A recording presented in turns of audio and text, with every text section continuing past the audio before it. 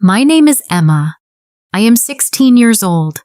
I live with my mother, Sarah, in a small rented house on River Street in the city. My father passed away when I was 5. I don't remember much about him. We only have one old photo of him in the cupboard. Mother says he was a kind man who loved me very much. Now it's just me and my mother. We don't have much money, but we are happy. Mother always smiles, even when she is tired or hungry. She says, as long as we have each other, we have everything. And I believe her. Mother works very hard. She cleans houses and washes clothes for rich families.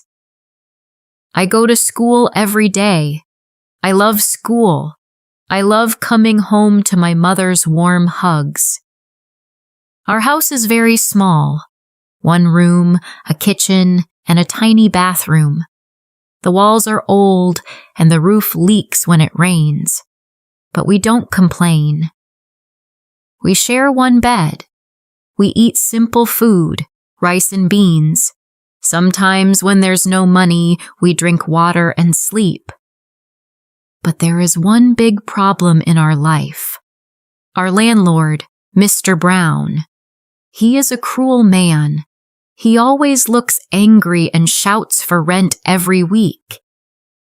If we are late even one day, he comes banging on the door. Mother always says, "Don't answer him, Emma. Just stay quiet." I don't like him. I don't like how he looks at my mother. His eyes make me feel afraid. One day I told my mother, "Let's go far away." But she smiled sadly and said, "Where will we go, Emma? Who will give us a house without money?" Then one Tuesday, everything changed. That morning, I went to school as usual.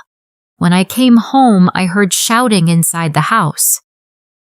"Give me my money!" It was Mr. Brown's voice. "I told you, I don't have it now." "Please wait," my mother said. Then I heard something crash. Maybe a chair or a cup. My heart started beating fast. I dropped my school bag and ran to the door. It was locked from inside. "Stop it! Don't touch me!" my mother screamed. I started crying. I banged on the door with my hands. "Open the door!" No answer. I didn't know what to do. Then I remembered the back window. I ran to the side of the house and climbed on a small stool. The window was half open. I pushed it and jumped inside. What I saw made me freeze. Mr. Brown was holding my mother's arm. Her face was scared and angry. Her dress was torn near the shoulder. He was laughing. "Leave my mother!" I shouted. He turned and shouted, "Go away, girl!"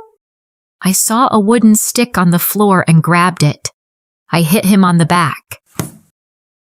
He screamed and turned toward me. He slapped me hard and I fell to the floor. "Stay out of this," he shouted. My face hurt, but I got up again. I reached into my pocket and found a small craft tool, the one I used for school projects. It wasn't sharp. I didn't want to hurt him. I only wanted him to stop. I ran toward him shouting, "Get away from her!" "Emma, no!" my mother cried, but I didn't hear her. Everything happened so fast. I moved my hand, and Mr. Brown gave a loud cry and stepped back. He lost his balance and fell to the floor. My hands started shaking. I dropped what I was holding. My mother ran to me. "What have you done?" she cried. "I didn't mean to, Mom. I just wanted to stop him," I sobbed. Mr. Brown was on the floor, trying to breathe. My mother quickly picked up the phone and called for help. "Hello, ambulance. Please come quickly. A man is hurt." I sat on the floor, frozen with fear. My mother held me close and whispered, "It's okay, Emma. I'm here." Soon, the ambulance arrived. People from the neighborhood stood outside, whispering to each other. 2 men carefully helped Mr. Brown onto a stretcher. He looked weak and frightened, but was still conscious. The police also came. They looked around and asked, "Who was here when this happened?" My mother held my hand and said, "My daughter tried to protect me. It was an accident." They nodded and asked us to come with them to the station. I sat next to my mother, holding her hand tightly. I was scared. I thought they would put me in jail. I didn't want to hurt Mr. Brown. I just wanted to protect my mother. At the station, a kind officer talked to my mother. "We understand what happened," he said. "Your daughter was trying to save you. But we must talk to the judge." That night, they gave us a small room with a bed and a chair. My mother hugged me tightly. We both cried until we fell asleep. The next morning, a woman came to see us. She was a lawyer. "Don't worry," she said kindly. "Mr. Brown is in the hospital. He was injured, but he's going to be okay. I will help you." I felt a little better. She continued, "The judge knows you are poor. He knows Emma is just a child. You won't go to jail, but you will need to leave that house." My mother said, "We don't want to live there anymore." Later that day, we went to court.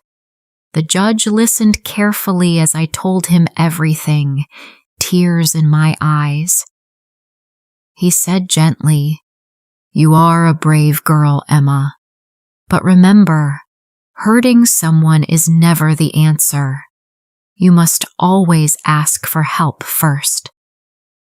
"I understand, sir," I said softly. The judge smiled. "You are free to go. Take care of your mother and study well." We left the court with nothing but hope. We stayed a few days at my friend Lily's house. Her mother was kind and gave us food and clothes. My mother soon found a new job at a small factory. It didn't pay much, but we were safe. One evening, a woman came to visit us. She was from a charity group. "I read your story in the newspaper," she said. "Many people want to help you." I was surprised. "Help us? Why?" "Because you are brave," she said. "Your love for your mother touched many hearts." She gave my mother a letter. It said we would get a small house for 1 year, rent-free. My mother started to cry again, but this time with joy.